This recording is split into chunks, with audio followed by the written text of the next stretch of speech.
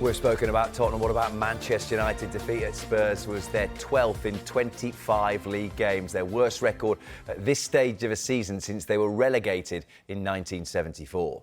We need to stop focusing on the big picture. It's not the moment to do that. Just focus on the next game. Let's do everything to win some games to finish the season and then think in the big picture. In this moment, it's just to try to stay with the players healthy, to recover some players and focus on what we have to do in the next game, and that is our goal. In this moment, is like survive, is to think in the small things, to improve the small things from this game for the next game, and not even look at the table, the schedule, nothing of that. Of course, I have to, because we'll have a lot of games. We have 3 competitions with a small squad in the moment. That part is my part, but the players, everyone in character, just focus on the next game, the next training, and that is our goal. It does feel, Stephen, though there were perhaps certain aspects of that Manchester United performance that wouldn't surprise you yesterday. They've scored 11 away goals this season. For context, Ipswich and Leicester have scored 14, Wolves have scored 19, and it's just one more than Southampton, who've scored 10. So that's one of the clear problems they've got, isn't it, scoring goals? Yeah, it really is, because when you look at the way that they play, they sit in deep. They play quite. They try and be as organised as they can within this shape, but the shape is very difficult to be organised and to break out of it. But what you've now got is you've got Højlund who hasn't scored, Zirkzee who doesn't look like scoring, and then Garnacho, who's just very low on confidence. I mean, he had a few opportunities yesterday, tried to make things happen individually, but then there isn't that ability to link up play from midfield, or from defence to midfield to attack. So it's so disjointed at the moment for Manchester United, but obviously that issue of scoring goals is there for everyone to see. I've spoken publicly about this before. I don't like the system. I don't think it works. I think you've got to have the right players to play it. They don't have the right players to play it. He's hell-bent on playing it. He's intent. When you're saying you don't like the system, do you think you're saying you don't like the system in that is part of what's hampering them from scoring goals, that it's not the right system attacking-wise to get the best out of the players they've got? Well, if you look at the forward 3, they're very narrow in the way that they play. Well, that's quite easy to defend against. You can play very compact as a back 4 against them, or not many teams are playing a back 3 against them, but you can be as organised as you want, and everything's going very centrally. Your 2 wide players, probably when Ahmed doesn't play, are arguably 2 defenders. So are they going to go and beat people in 1v1 situations? Are they going to go and take someone on? Not really. They're going to have to play a 1-2 or a pass in the way that they're going to play. But they're getting outrun in midfield week after week. So at some point, you've got to have to realise that there's an overload in midfield. Now, his argument will be that one of the defenders has to jump into midfield and create that overload. Well, if you do what Spurs did yesterday and put 3 players high up the pitch, or possibly 4, and push them back as far as possible, well, one of them players can't jump into the midfield and overload the midfield and help the midfielders out. So at the moment, the balance isn't right of what they're trying to do. Also, when you're trying to ask the wing-backs to come narrow inside and play as midfielders, they're not midfielders. So they're a little bit uncomfortable in doing that. So I'd feel uncomfortable playing in it. I think you watch the United players, I think they look uncomfortable playing in it. I think there's certain times when people are saying, yeah, but the system works against the big teams. It will work against the big teams because they'll be frustrating to play against, because they'll drop into a back 5, and then there will be opportunities where big teams are going at them and they are throwing players forward, and that will leave gaps for a counter-attack every now and again for you to capitalise on. But if you want to go toe-to-toe with the team and try and outplay them, you're not going to do it in this system. Well, I think, the overload in midfield, I think, is key. I think that's something, that we've spoken about on numerous occasions. And when they did play, was it Liverpool, we praised them because we said, actually, those 2 number 10s, because that's the other option. If your back 3 don't want it, one of them jump into the midfield to help out. Yeah. Your 2 number 10s can come back in. And it almost becomes a box then, doesn't it? It does, yeah. And And that's what wasn't happening. So Xerxes was obviously just holding his position. So it just meant that Bruno Fernandes was having to come out to that right-hand side, which meant Casemiro had such a distance to cover. So he was just left isolated in there. That's what I didn't get. I don't get why did Xerxes not just come... Because it happened against Newcastle. Yeah. He came off at half-time and I was thinking, just come back in, you know, and just help that midfield area, help those gaps in wouldn't you? Yeah. But then, even from Bruno's point of view, you know you can't jump. No. You know you can't do it. We just saw it on the clips there. Yeah. You've just got to go at some point. I can't. Yeah. I can't isolate that midfield area because we're going to get outnumbered in Yeah. there. We'd rather Jed Spence had the ball way back in the left-back position rather than I'm going to commit myself and leave a gap in behind, which I know I can't recover into. Yeah. The two midfielders can't run. They absolutely can't run. Bruno Fernandes is a magnificent footballer on the ball.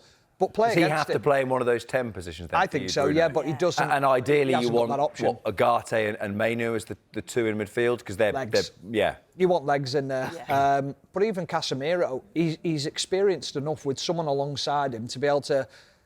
That's a surprise to me, is why he's letting Bruno Fernandes jump.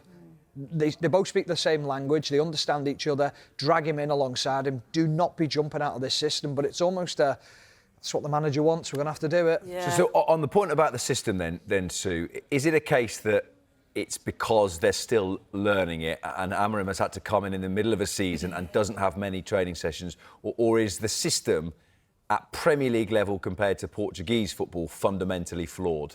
And that's the big question, isn't it? If you speak to Ruben Amorim, he'd say, well, I need a whole pre-season to work with my players. I need new players to come into that system to make it work, because at the moment these players aren't making it work. We've seen him try loads of different things. We've seen, you know, different players playing in the number 9 position. We've seen Bruno Fernandes play all over, haven't we? So he's clearly not actually knowing who's the best fit for where, and he thinks just time will enable him to do that. But then I just think then the dilemma from the owners are, OK, do we then go, OK, in pre-season, if they've got the finances, there's loads of money, go and buy the players that you want to buy, and then actually, no, it doesn't work. And then they've lost all that money. They did it with Ten Hag. There's loads of money, go and spend on the players that you want to spend on. He brings those players in. It didn't work, Ten Hag goes. So at the moment, you've got a mishmash of players, of like they're playing, they're brought in to play a particular way, but then that then changes to a different way. So I don't know. It's difficult to know. Well, let's get to recruitment then, because Jamie Redknapp said yesterday United need 7 or 8 top quality players. Now on Friday, and this is a quote I read out on Soccer Sunday yesterday, but it's worth saying again, Stephen, because it's a direct contrast to what Jamie Redknapp has said. Ruben Amorim says we're not winning, we're not in the Champions League, so the revenues are not the same. We've spent a lot of money in the past. Now we have to be careful with the finances, so cannot rebuild the team the way we would like. Is that him saying you can't possibly ask for 7 or 8 top quality players in the summer because we just don't have the money for it? Well, they don't have the money because they're not qualifying for the Champions League. So what do they do? They haven't got the revenue. Well, that's the big $1 million question, isn't it? What does he do? Does he change his style? Does he change his system? Did he take massive hits on players and just get them out the door and think maybe this is going to be a hit for 2-3 years and they're going to have to restart again? We spoke about this on the show a couple of weeks ago. They've got to be savvy in the transfer market. So gone are the days of going out and buying Casemiro for 70 million or Harry Maguire for 80 million or Anthony for 90 million, whatever the fees are. But the top end fees for players who aren't really at that level. Now, what you've got to do is you've got to be so shrewd behind the scenes to go and buy players that might cost 30 million, but they're going to be for the next 3-4 years, and it might be that it takes a little bit of time to bed in. The problem is Manchester United fans don't want that and can't. So that was going to be my question. When you use the words there, shrewd and savvy, you look at someone like Brighton, bringing in Caicedo or Alexis McAllister or Purvis Estupiñán, and every once in a while, and there might be a couple in the current squad where it just won't work and they won't be at that level. Can Manchester United afford to do that? A couple of really low value fee. Of course they can, because they did it with Sir Alex Ferguson. But will supporters not be saying, well, who's this? Where have you got him from? Doesn't matter. Okay. But you've got to perform on the pitch. There's got to be an element of who've United bought in as managers over the past few years. It's not worked. Who've they bought in as players? Everyone went, we've had a great transfer window. We bought these players in. It's not worked. So now you've got to look at things in a different way. And suddenly, whether they like it or not, they are no longer shopping in Harrods. they've got to change the way they shop. They're going to have to shop somewhere else, and that's the way they've got to do it. Now, you're going to have to be looking at somewhere up and coming and change the way you do your transfer business. You've mentioned it there about Brighton. You look at the two centre midfielders, Belieber and Ayari, two youngsters. Would United go out and spend money on them and think they're good enough for United? Or would they be going, nah, not quite our level. Let's see how they got on in the Premier League for a couple of years. Well, no, you're going to have to go and buy them types of players. So your scouting network's going to have to be a lot more clever and a lot more astute in what they do. Because, let's be honest, their scouting network has been horrendous over the last few years. It's been so poor. And it's been almost like a name will fix it. I mean, the famous one about Casemiro, I'll come and fix it. Well, you will for a little bit, but maybe you're not our plan for the next 6 or 7 years. And that's the way clubs think these days. Manchester United don't think that way. They're thinking of now, and that's all that matters. And I think fans would buy into that as well, wouldn't they? Fans would buy into it if they see that, if they see, OK, you've brought somebody in. Yeah, and there's not as much expectation or pressure on them as well. I think when you're bringing, like, Anthony in for a huge amount of money, you expect him to hit the ground running, scoring goals, assists.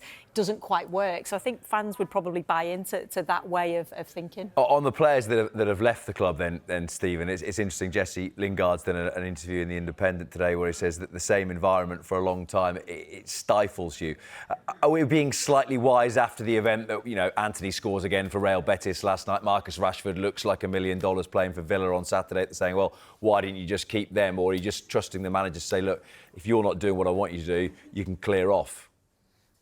It's the biggest problem in football is sometimes players and managers have a difference of opinions and the way that they approach each other. There's so many people who, when they're in their career, will say, it was the perfect manager for me. Yeah. It was the right environment for me. And that's what brings the best out of players. And it feels like they've left that environment, which is obviously a toxic environment at the moment, and they've gone somewhere else. And now they're thinking, this is what it's like. But how do you create that again? He's very quick to judge Marcus Rashford and say, no, you don't train hard enough. I've said this on record before. I've played with many players who stink the place out in training every week, but then come up on a Saturday, they are match winners for you, or they'll do everything they can to win you a game. And that's sometimes the way players are built. Just very quickly, Sue, to finish on, they're 15th at the moment, Manchester United. Do you see any scenario where he doesn't start next season in charge? I don't know. It just depends, doesn't it? What they want, what they see, if they can see a progression, if they can see a development, if they believe in what his ideas are. But at the moment, when you look at it, you know, the amount of games that they lost 8 in 14. 8 and 12. 8 and 12 isn't good enough, you know, and you know, they will know that. But then they've given him one new signing in the summer, so he in the January transfer window. So he's going to be looking in the summer and saying, well, I need new players in. Yes, he's probably going to have to get rid of some to do that. But is he going to stick with his system? Yes, he is. That's something that he believes in. So I suppose it all depends what they see come the end of the season, but they have to start picking results up.